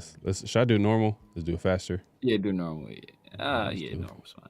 Let's go. Okay. Because I'm trying to. The reason I did it slow so I could catch it. But I guess it doesn't matter because like you shouldn't be auto drafting for us though. Yeah, that's the weird part. All right, y'all see it says LV, like a highlighted. Boom. All right, enter solo draft. All right, here we go. Okay, this looks right. This looks normal. Okay, interesting. Okay. All right. So hold up. I mean, I know we gotta do the trade back, but in this scenario, we definitely ain't trading back. Now, who went number 1? Was it Cam? Hold on. Don't even worry about it. Oh, we can't get. Nah, in this scenario, we definitely not trading back. We knocking over Roger Goodell. Oh yeah, we knocking. It's mayhem. Yeah. Raiders. Ran to the. They're not even supposed to be on the stage. Exactly. They're trying to hand the pick into the Goodell. With the 5th overall pick, the Jacksonville Jaguars take Will Rivers like Cam Ward. Can't we want Cam? But look. All right. They want pick number 6. They're gonna offer 21 third round pick and then a first round pick next year. This is disgusting. Let's see the next one. Damn, they want us to pick up a third round pick. Let's count. We could counter it if we really. So, I forgot that we can do the counter. Nope, we're not giving up nothing. All right. So what we gonna do is there's a quarterback on the board. Remember, Severe, last week you made a good point about like when there's a quarterback on the board, we could be damn, they're gonna take Cam. Hey, for sure they're gonna take Cam. That's the only reason. They for sure gonna take it. What if they move up and do some stupid stuff? Like we take Ashton Genty. Yeah. So this would be like a 5th or 4th, 109. Yeah, 4th. Third down, 30, 60. Yeah, 4th. And I'll throw in this one right here. This is 6. This is probably a 6th rounder, 5th rounder. Yeah. All right, let's propose it. Go on one spot. Is that cool, or should I ask for more? I should ask for that whole That's cool. time. That's cool. Right. First and a second, you get a second. That's cool. Yeah, they already offered the 42nd pick. Exactly. So, I think that's cool. Just trade spots, get an earlier pick. All right. There we go. I knew they was gonna take that. I knew they was gonna do that. Hey, so Pittsburgh still lingering around. Well, I'm gonna need Pittsburgh more than that, bro. For 15 years, I need their whole draft. Like, yeah, exactly. But I like this. I gotta work with this. Let's try to figure this out. Let's see people in the chat. Y'all rolling in the chat. Damn. All right, let's 6th pick. Let's see. Damn, they want number 68. Damn, kind of offer. They trying to do us dirty. Over here talking about they trying to go up one spot and take our 3rd round pick. I'm messed up. Let's try to just that 1st and a 2nd. That's it. Try that. You'll do try it. Just one spot. One spot. Try that. Man, I feel like I need to get an extra pick though. Cam Ward on the board. We ain't moving one spot. Oh, true. That is true though. That is true. But we had other board, if we had other offers, it'd be different. But we ain't got no other offers though. Yeah, technically we do. We got the Steelers, and we haven't sent Steelers a counter offer. True. And the Steelers sent us a 1st round pick too. But we don't care about that. Yeah, next year. That's we next don't year. Care about it. For mock draft purposes, we don't care about the following year's draft. Yeah. We just want the picks this year. So take he ain't even coming out. Taking Drew Aller next year. Yeah. All right. 107. Let's see that. 73. And if they say no, then I'll give them. I'll take 73. Off that and just move it up that way. All right, boom, confirm. Oh, damn, man, the computer trying to do everything the right way. Like, yeah, they like, they didn't give us that. They didn't give us that kind of love though. They was yeah. All right, they did not give us that love at all. I'll do pick 73. I ain't gonna give you 68. And you still get asked for 109. Yeah, just so we can just get through this. They'll say no. Let's see. Come on. Let's see. All right. What? Yeah, I already knew it. All right, man. They about to gaff for you. Man, they trying to play me. All right. So I guess just to save on time, man.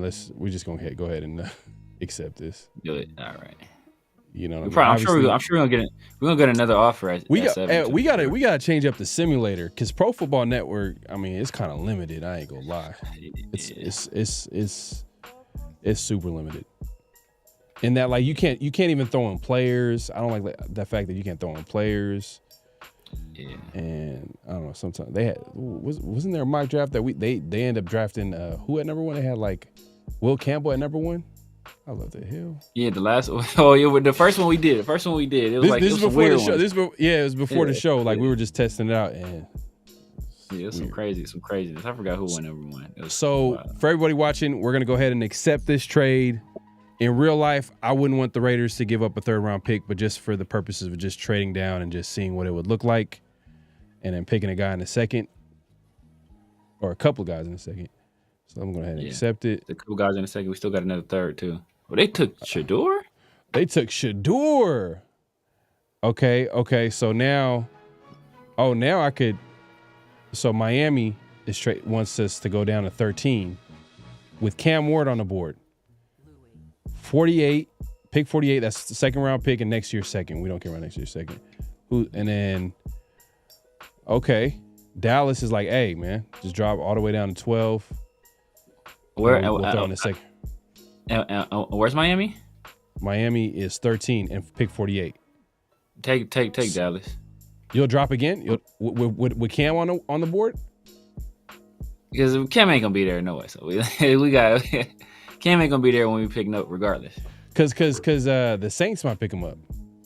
Yeah, but I'm saying in real life Cam not gonna be there. So that's why I'm operating like, you know, like this simulator is trash. Like Cam ain't gonna be there, bro. Cam ain't no way in the world the Giants will be like, like I know. You know. Yeah, the Jets took Shadur. Yep, the Jets took Shadur. So, ain't no way. I'm operating. I'm assuming that like in a real life scenario where this plays out, Cam ain't there. Hey, let's ask the crew, man. Let's ask the night crew. Let us know in the chat, man. If should we trade down, accept this Dallas trade, or should we draft Cam right now? I mean, obviously everybody would say Cam, but like, you want us to just go ahead and just stock up on picks and see what that looks like. Be more realistic because Cam not gonna be there, or just take Cam for the sake of taking Cam. Okay. Let me see. I don't think because I'm surprised the Jets took what. Jersey Raiders said trade down. Just another DJ said draft Cam though. Yeah, I mean, I do want to see like because we got two. So far, this is what we got. We have obviously we're picking at number 7, and we have 2 second Cam round not gonna picks. be there though. That's the thing. That's the only thing I'm thinking. Like Cam's not gonna be there in real life. So if we gonna do this like it's real, Cam ain't gonna be there, bro. Cam ain't about to be there. Yeah, if Shadur was on the board, I just want this on my resume, man. I just want this on my resume. Exactly. Cam with a number 7 pick with 2 second round picks. If Shadur was there, I would be like that's a possibility. But but Shadur, Cam ain't gonna be there, man. Let me let's tally. Cam would have to like shoot somebody's mama for you to be available.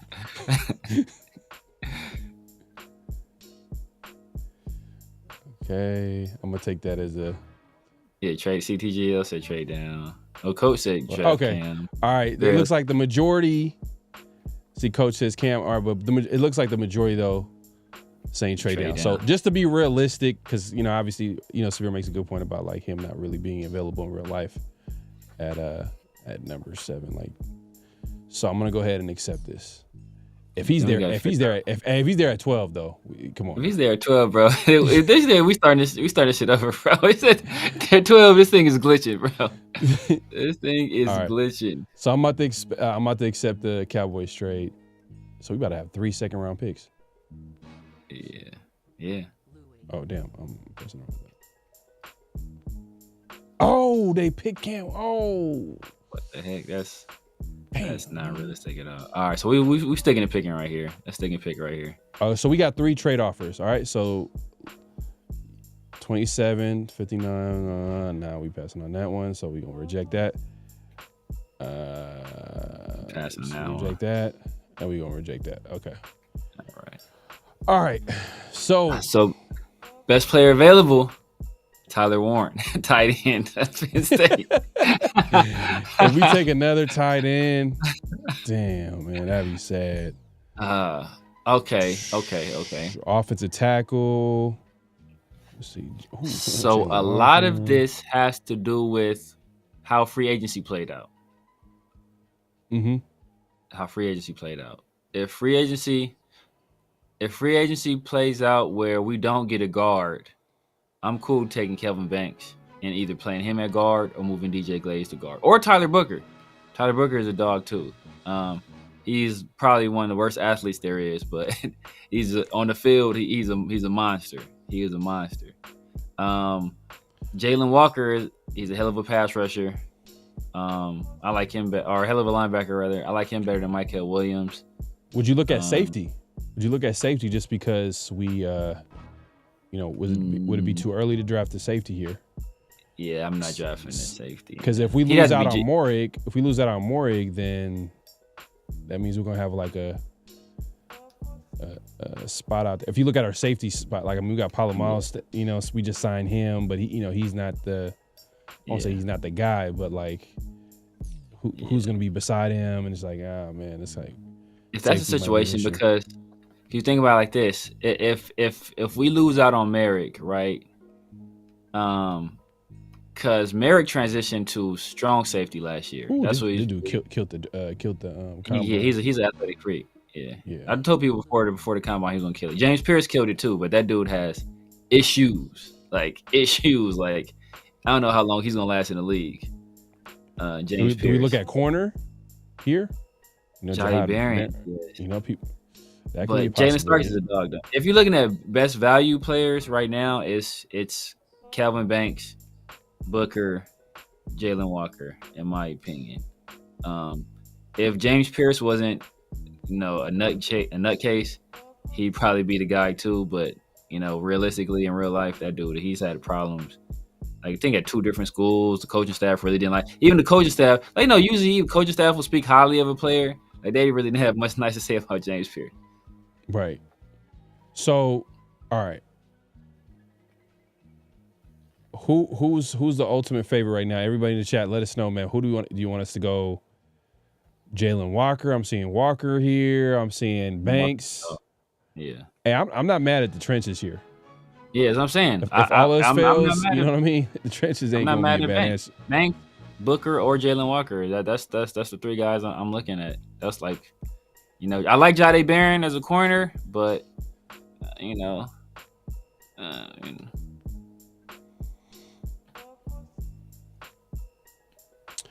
All right, man. I think let's go offensive line here. Kelvin Banks. I feel like that's like it's kind of some people are looking at defensive line. It's right now it's D line, either D line or O line. That's what I'm looking at right now in the chat. Everybody's saying they want to go offensive line. Banks. I'm seeing a lot of Banks. Yeah. All right. So we're gonna go ahead and take Banks.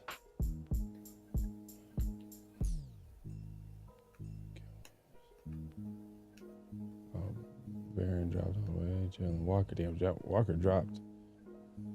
Surprise. Jahai Campbell's a linebacker. He has some. Mo guy right there. Who? No, Mo called him out. And, which guy? Oh, Milroe went early in the second. God damn. Sheesh. All right, 2 trade offers. We already got like. I'll do that one. Yeah.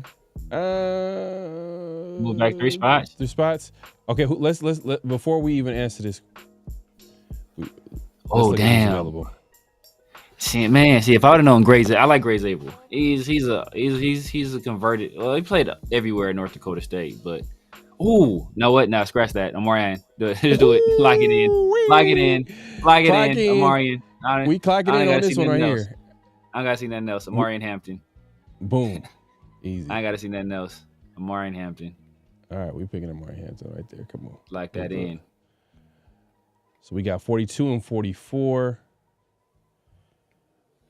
They give us a 6th round pick just to move up 1 spot. That's a 2026. That's a 2026. Hold on, let's look at who's available right now. I like Walter Nolan. I like Kenneth Grant too. Kenneth Grant he's a big boy. In the middle, huh? Hey, we do need a run stopper. You know what I mean? We need to add big boy. Yeah. Defensive line could be. Let me see, man. Let's look at the quarterbacks that's available. right now because I ain't gonna lie. Like Jackson Dart must have won. They really don't like him, or is he ranked low? No, he just not. He went already. Dart went? Did he? He must have went. Dang, DJU was in this draft? Damn, terrible. No one's talking about him. Man, that dude fell all the way off. Yeah, let's see. We could probably wait to the third for Chuck. Yeah. I'm assuming. Too bad this is only we could probably trade down. Hold on. Let's see. What corners? Let's look at the corners. Yeah, that's what I was thinking too. This dude that ran that 4-2. Yeah. Kobe Bryant. Another Kobe Bryant? That's crazy. Yeah, man. The other one plays for Seattle? Yeah. He was Sauce Gardner's teammate at Cincinnati. Yeah. I don't know if I want to take someone this early. You know what? I want to go D tackle. I like this. I like Kenneth Grant. I like Walter Nolan too, but I like Kenneth Grant. All right, let's go Kenneth Grant. 54, 58. No, hell no. Reject. All right, who we going? Oh, we got. Let's go offense. Do we look at wide receiver? Oh. Ooh. Jaden Higgins. If Jaden Higgins is there in real life, take him. Damn, man, it's some good guards, man. I low-key regret taking because there's some good guards later in this draft. Tate Ratledge is a hell of a guard. Yeah. I like Grace Abel too as a guard. Higgins is round 2. I like Higgins. Go to wide receiver. See who else is there. Andrew, the reason why we didn't draft Cam is because we felt like it was unrealistic, and the point of the show or this mock draft is to trade down. So that's why we didn't draft Cam Ward. Obviously, we would draft Cam Ward if he was there at 7, which he was. But like, in we real just want life. to be, we want to be realistic. Like, let's pick another player. If we're trading down realistically, Cam Ward, maybe Shadur might be available. Who knows? If Shadur was there, that was a little bit different. Yeah. All right, so back. See, what about linebacker? Let's look at linebacker. Let's go to defense. Linebackers. Look at defense. Let's look at defense. Chris Paul Jr. Barrett Carter. Schweigert is my UCLA guy.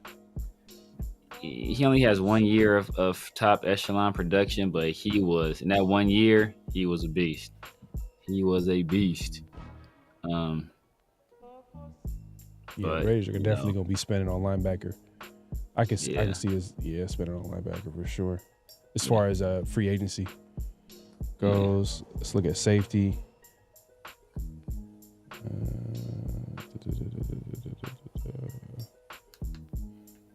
Shiloh Sanders.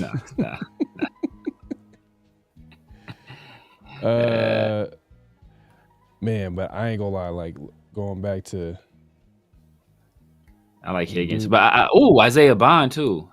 But yeah, I mean, Alec Minor, he's the dude from Stanford. He's the one that was.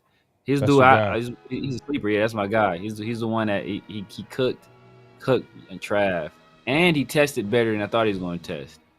Only downfall is he is a Canadian. I like Jalen Royals too, but that's a little too early for Jalen Royals. Bro, you're crazy. Jaden Higgins is a dog too, though. Jaden Higgins is a dog too. But you know what?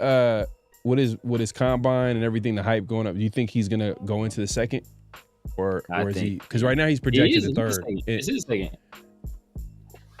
Is that in there? second? Yeah. We're in second right now. That must be like a late second then. No, I'm talking. We're in the second right now. Oh, his rank. His ranking. His rank. 63. Oh, is that? 3, yeah. I know 50. Well, I know this would be a second round pick. That's a projection. I'm also looking at that too. Yeah, Bond is a dog too, though, and we need some speed. And he definitely provides it. Alec ran fast, but that's not his game, though. Man, Travion is there too. Bro, the running back class, like you could just go. Running back is crazy, bro. Like Yeah, Damian look at this. Martinez is a dog. Kyle, okay, I never missed a game. He's a dog too. Dylan Sampson, dog. Jordan James, I like him. RJ Harvey, dog. Taj Brooks, my other sleeper. Like, it's some dogs, bro. Cam Scatterable. Like, it's some dogs at running back, man. You know what, man? Let's just. I go Jaden Higgins, man. I ain't gonna lie. Higgins. Let's do it. Let's do it. I think we're gonna spend most of our free agent cap space on retaining our own guys defensively, and it makes sense that we attack the draft offensively because we're adding. You know, it is a new regime. Kyron Lacey, I like him. He's a bit of a nutcase too, though. Oh yeah, Savion Williams. We got a couple of thirds. We got a few thirds, yeah. Let's see. see. Oh, we traded number 68. Yeah, we traded 68. Yeah. So we only have 1/3. Okay. No, did we pick up 3 spots? I thought we picked up another third in another trade. Maybe not. No, I don't think so. If we did, we'll see. See what quarterbacks are on the board right now. If Tyler Shuck is there, we should take Tyler Shuck. Man, they looking at him as like trash Mataz. That's trash, yeah. And he is. His rankings are way off. I do like him though. I ain't gonna shout out to ECG, man. He put on him early, yeah. And he told us about it. I'm like, man, I ain't heard nothing about this dude. Let me watch this dude. I was like, damn, this dude pretty good. I was like, damn, this dude is nice. And there's a chance he'll be there in the third too. I think there's a chance he'll be an outside chance. I think he probably goes. Him and Dart probably go in the second. Yeah, because I think these rankings here are just like they're not realistic, especially to this class. Yeah. Like, but you never know, man. You never know. Quinn Ewers is definitely not the top 100 player in this class. Let's look at let's see.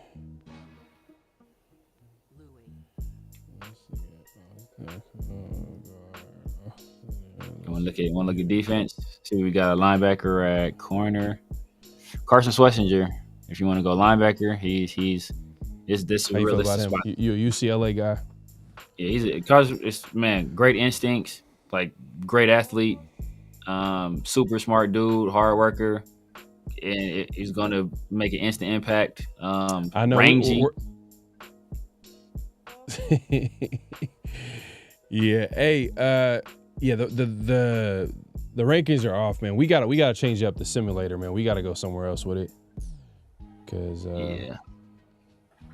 we can't even trade. When we make trades, we can't even, like, let's say if we wanted to trade a player, which makes it realistic. That could be. Yeah, you gonna deal with PFF.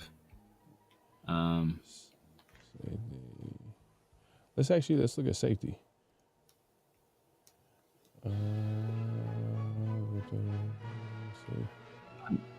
I'm not familiar with any of those guys outside of Jalen Reed. Other guys, I'm not really.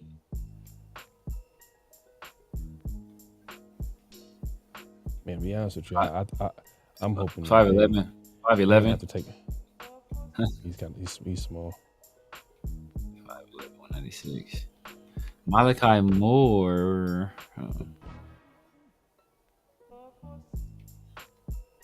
Another 5'11" guy. Damn, these safeties be small, bro. That's what I'm saying. Like, it's these dudes. What are you talking about, man? These dudes be small. Kevin Winston Jr. I ain't gonna lie. Like the dude that killed the combine. It feels like that's a Pete Carroll guy. Talking about the Nick Emenwarney. They're comparing him like the Derwin James. Like he could be a Derwin James, or he could be an Obi Melifonwu. I know, right? I know. No, he's a better prospect though. He's a better prospect though. He's way more physical than Obi was. But damn, my dude Travion is still there, bro. Man, I would take Travion in the third over Myron in the second. But we don't have another pick. I'm not risking it. I'm taking quarterback, and I'd rather go to to be honest with you. This is where I'd look at quarterback. If this was a realistic situation where the Raiders didn't pick, Milroe went in the top of the second. I know, the top of the second. That's wild. Yeah. like the way People was but they really liked him. Like he interviewed well. I mean, I know this rankings are like kind of the like Eagles. See, the Eagles, man, got Carson Schwarzenegger, man. That dude's gonna be nice. I'm telling people. I was telling people before the season, Carson Schwarzenegger, or before the offseason, Carson Schwarzenegger is a dog. We got another dude, another linebacker, Kane Madrano. That dude was a freak too, athlete. He's a former walk-on wide receiver that converted to linebacker. Super instinctual, super rangy. Just really doesn't, not bulky guy, but he's a dude that if he starts putting it together, he can make an impact. Ooh, Dylan Sampson. That's another guy. We taking two. We taking two, bro. We taking two. I'm hoping for two. This is the end of the third, so we ain't got it. Yeah. Yeah. Carson Schwarzenegger can draw back Louis Barrios. He's a dude that can do it. So we went offense. Yeah, offensive line. Omarion Hampton. Like we had to take him, man. That's because I have a feeling like he's probably gonna be a guy that might be taken like maybe later in the first. Yeah. Especially if like a team like, let's say a team like the Steelers don't go quarterback early. Yeah. They can easily go for like a guy like Omarion Hampton. Especially since they'll be perfect for them. Especially since they're letting Nice go. Yep. Man, so yeah, man, this is what it would look like, man, if we trade down and get more picks. Obviously, we'll continue to do this. But yeah, let us know in the chat, man. Like, what y'all think, man? Who y'all want? I know some of y'all was like, we should have got Cam Ward early, but like Cam Ward would have been an easy slam dunk. We know that Cam Ward or Cam Ward's probably gonna go number one. He's gonna go number one. So we wanted to see what it looked like. But man, we appreciate everybody coming through. Make sure to click in, hit that like button, hit that subscribe button, hit that notification bell. Man, it's been a great show. The rankings are definitely off. 100%, man. I want he's talking about for sure. Yeah. Louis Barrios. I want linebackers that can drop back in coverage. Man, bro, and that linebacker is gonna be an issue all offseason. I'm not even sure if we can solve it this year, to be honest with you. Like outside of like re-signing Spillane, are we bringing back Diablo just because by default? I wouldn't bring him back to start. If you bring him back to start, then you've made a mistake. You made a mistake. It's and even like I said, like I know Mo said what he said about Spillane, but Spillane is on the wrong side of 30. The brand of football he plays, how long is he gonna hold up? I like him. I think he's a definite team leader. But it's it depends on what he's gonna cost too. Hey DJ, man. Hey, if that's the case, I hope he drops to number 6, man. I hope he does. Hey, what's crazy is that if his dad is like that, him and Mark Davis would get along with dude cool, bro. If he's there, if Ward's there at number 4, the Raiders are trading up. You gotta make a move. Yeah, gotta make a move. They have to trade up, man. But man, it's been a great show. Appreciate everybody coming through. Make sure to click in, hit that like button, hit that subscribe button, hit that notification. We're going live on both our channels. So if you haven't already, go over and head over to our channels and hit that like button, subscribe. Clock in as we like to say it. Man, Severe, man. It's been a great show, man. Like, let the people know where they can find you, what to look forward to. Hey, man, you guys know what it is. It's the Severe Raider on YouTube, on IG, on X, on Snapchat, on TikTok. It looks like we got a lot of people right now that are watching on Twitter or on X, whatever Elon Musk wants to call it. If you guys have yet to do so, please head over to our YouTube channels. I'm at the Severe Raider.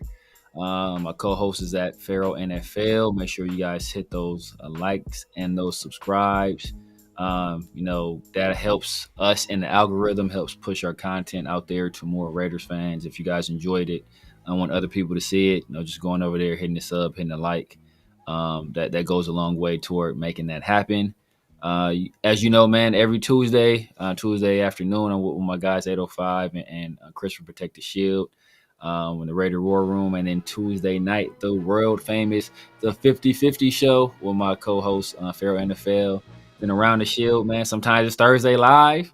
Sometimes it's Friday pre-recorded, you know. But you got to hit the notification bells to know whenever we're going to be hitting you up with that content. So, man, make sure you guys, like I said before, man, hit the like button, hit the subscribe, and check out our merch, man. We got some of the coolest merch in Raider Nation, man. So copy out something, man. Yeah, without a doubt, man. And also, you know, everybody follow us all over social media, especially Around the Shield on Twitter and on IG. So give us a follow there. And yeah, man, subscribe, hit the like button, all that good stuff. We'll be back next week on Tuesday, 50-50 show. Obviously, next week will be the Around the Shield. And let us know, man. Let us know in the chat, in the comments. Like, we're trying to have people come on. This is collab season, so we're trying to collab as much people as we can, man, because we want to hear a different perspective. So let us know who should we bring in, and we'll try our best to have people come through and have that conversation, man. But it's been a great show. Any last thoughts before we head out? Yeah, man. And let us know how many chins y'all think Aiden O'Connell's going to have by training camp. Is it going to be one or two? Let us know in the chat.